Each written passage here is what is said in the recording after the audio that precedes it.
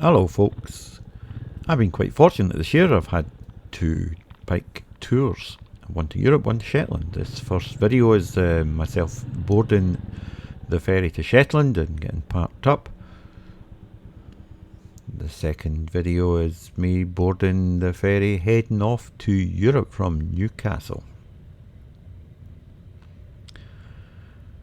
Once you get on side the boat, you then wave bye-bye to everyone on the shore and you head out. This is heading out of the Newcastle port and on my way. So this little video really just covers off some of the lessons learned and some of the changes that I've put in place should I be fortunate enough to go on another tour.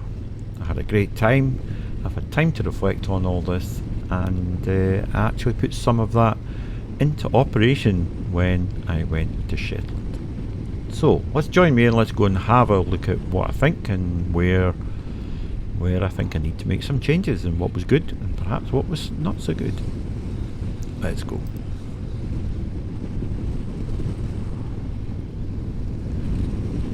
I have 8 areas I want to talk about. It's pretty simple really. Driving in Europe, the distance that I found to travel in a day, security, the video recording, which has been a big part of the trip, the luggage that I used, and some of the changes that I want to get done. In fact, I've done them, so I'm all ready for the next trip when that should come along. Accommodation, some significant changes in that, I think, and the sat-nav, which was the biggie, and of course at the end, things to remember when you're doing this.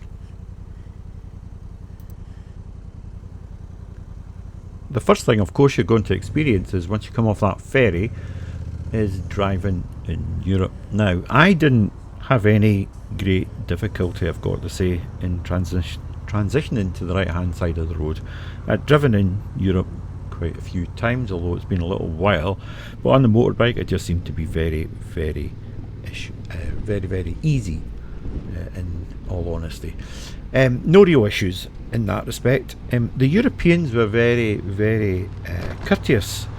They let you through, they didn't cut you up, and they even moved across to let you filter, which was really brilliant. The biggest issue was the mental cyclists in Amsterdam, but that was probably more to do with my lack of knowledge of how they get around, but once you knew about them you just were very careful. When I was going to Switzerland, you need a vignette for the motorways, and what I would suggest is that you need to pre-book that and save yourself money. Now, if you got to book it 16 days before you travel, otherwise it's not valid. So if you, like me, try to book it 2 nights before, I found I wasn't able to do that, and I had to spend the whole 40 euros or francs or whatever it was. It was francs, I think, to overcome that. I hardly saw a cop on the road. That was good, and I kept to the speed limit, regardless of the locals who were going nuts. If truth be told, it didn't seem to be a speed limit for them, but I wasn't going to get myself into trouble. So that's driving.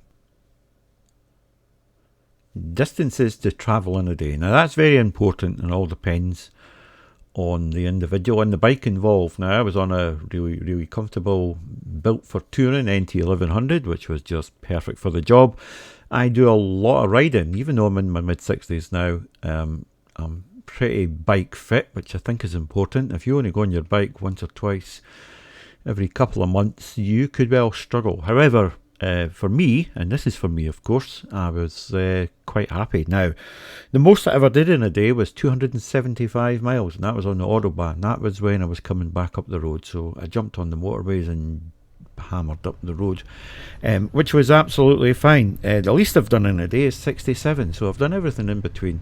The average, I suppose, was something like 150, 160 miles per day, which worked out pretty well for me.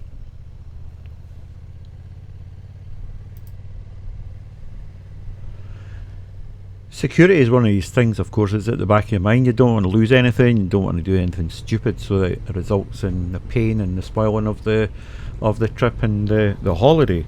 Now for me, the biggest thing for me was the bike cover. So when I left that bike at night, the bike was covered up, it was out of sight, out of mind, and I made sure that I parked it in locations that were as secure as possible. Right, so that all seemed to work out okay. I had a disc lock on the bike, and there was no luggage left on the bike. All the panniers were locked and all the stuff was taken out. I never really strayed far from the bike, but in particular when I had the soft luggage on, and that's one of the lessons learned that I'm going to take away from here, is that soft luggage doesn't really work for me on this type. But a little bit of that about later on. So security was fine, just being careful. Disc lock and cover were the two big things for me, and thankfully it all worked out pretty well.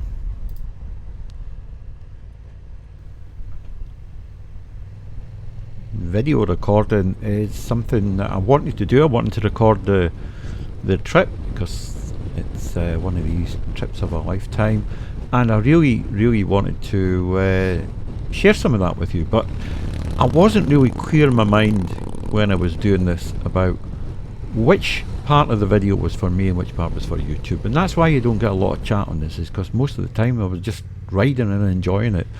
So the lesson learned for me here is that if I'm going to publish this stuff on YouTube, I probably need to do a bit more in the way of chat. But as you can see, I'm using the footage, and hopefully you're enjoying this. This is little sections from all throughout heading south towards Switzerland.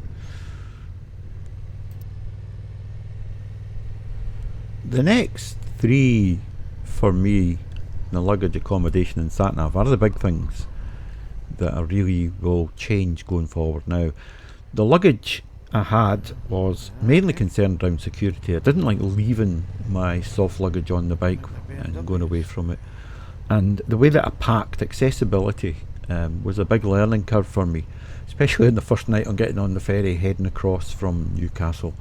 That was a bit fraught because you don't get a lot of time when you go on that boat. You're surrounded by other bikers, you're packed in like sardines, and what you really need to do is make sure that you've got what you need to take upstairs. And I learnt that lesson when I went to Shetland, but of course it wasn't anywhere near as fraught as the first one.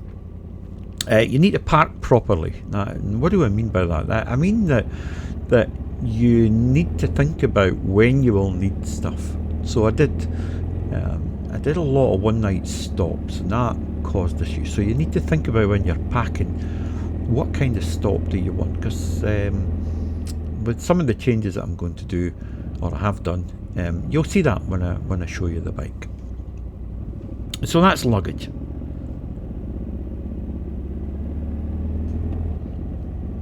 Accommodation. Now this is actually one of the big takeaways, if you like. Before I left, I had pre-booked a night in Holland, I pre-booked a night in Luxembourg, and then I pre-booked 3 nights in Switzerland. That was all the accommodation I booked. So I needed another night after Luxembourg to stay in France. It was just a little bit too far going on the back roads, so I had to find accommodation. I had to do that on the road. I had problems getting an internet connection. Booking.com app didn't seem to want to work, and it was just a real pain to try and get something. Now eventually I got something, and it wasn't too bad. I think it was about €105 a night, which was a bit more than the average of the accommodation. My accommodation was probably on average about €100. It was about 105 for each night in Switzerland. I think it was 60 in Holland, and I think it was about 70 in Luxembourg, and similar numbers in Germany and France and Holland coming back up the road. But I pre-booked that, and my big takeaway from this is that I will more than likely book all of my accommodation. Now that I know the distances I can travel and what the roads are like and all that kind of good stuff now from the experience of being on Europe, I will absolutely book every night's accommodation, because one of the things after driving certainly 150, 200 miles in a day, you're quite tired, or at least I was. And the last thing I wanted to do was start mucking about with a computer and trying to find accommodation and then planning the route to get there. So from an accommodation point of view, I will more than likely book all of the routes, or at least all the points of where I'm wanting to stay, because I'll know the distances I can go. I'm going to do less one night stops. So for instance, if I was to go back to Switzerland, I would probably do Luxembourg in a day and stay there for 2 nights, rather than do one night in Holland and one night in Luxembourg. I think I do 2, so I can explore Luxembourg a little bit more, and less faffing about with luggage. So that's probably one thing that I would want to do, is to do less one night stops and more 2 or 3 night stops over the course of it. So if you're doing a one night stop, what that actually means is you need to go on the motorway and get some speed up. If you're going on the back roads like you're seeing here, and this is us actually crossing from France into Switzerland, I did the back roads, it does take you longer, but if you get on the motorways, autobahns, whatever, you can do that kind of mileage. Well, I certainly did, without any big issues.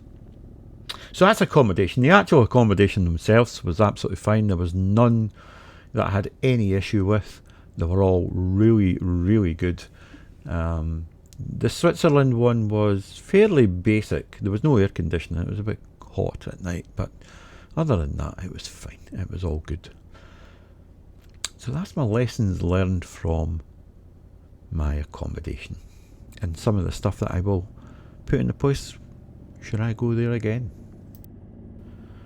Oh, the joys of sat-nav. Now, if you watch any of my videos, you've probably heard me complaining about sat-nav and the joys that I had through it. Now, the biggest lesson learned for me is that I'm going to have to do an awful lot more pre-planning. Now, I'm not going to pre-plan the routes down to individual waypoints. What rather I will do is I will book the points of interest, the stops, the bits and pieces that I want to do, and then I'll navigate from that point to wherever it is I want to go, so that I'm in the area that I want to do, I'm on the type of roads that I want to do, and it should follow far better. Now, within that point of interest, it gives you flexibility. Now, I like travelling on my own. I don't really do any kind of groups or anything, because I want to please myself. I want to stop when I want to go when I want, go as quick as I want, as slow as I want, whatever it is. So for me, the sat-nav learns will be get the points of interest in there, and then set the navigation on the actual trip. So if you're at one and you think, right, the next one I want to go to is do that one, then set the navigation to that and off you go. That way there's less room for error. It was certainly the biggest bit that I had that caused the biggest issues. And I ended up on far too many motorways on the first couple of days until I started to get my head around what I needed to do.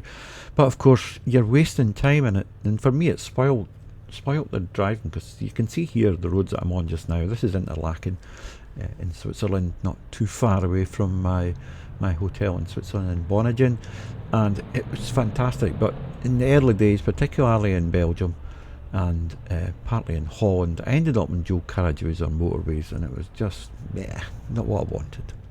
So a lot more pre-planning on the sat-nav in terms of points of interest and destinations.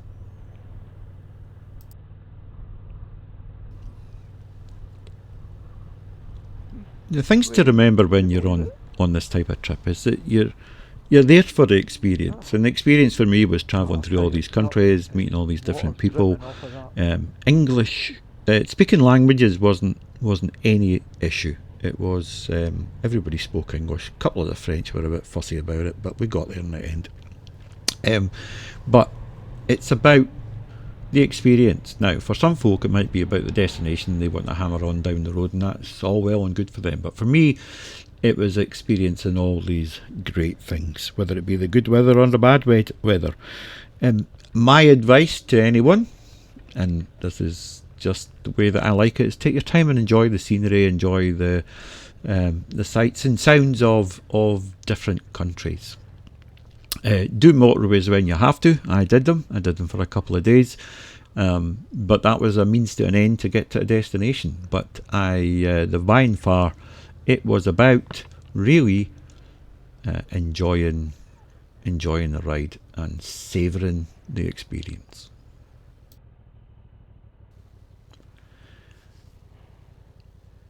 I was very fortunate indeed on this journey to Europe, and I barely got any rain. Now, you did see a little bit of rain there. It rained for about 10 minutes. By the time I got down to Interlaken, it was dry.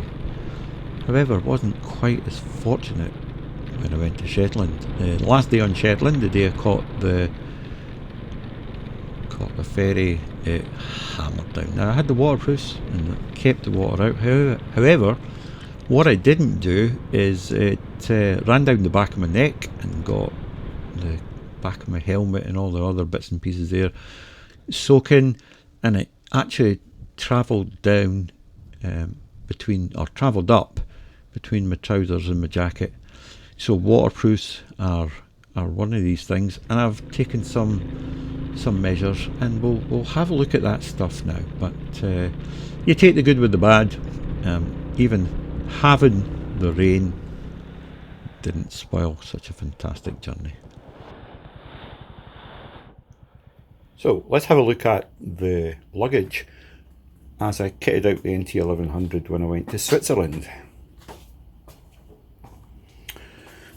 So I'm undercover today because I would have liked to do this by taking the bike out, but it's monsoon weather, so doing it under the safety of the cover, so you might hear the rain. Let's start at the front. This here is my handlebar bag, and it was invaluable. It worked really well, stored the stuff that I needed, and it performed admirably.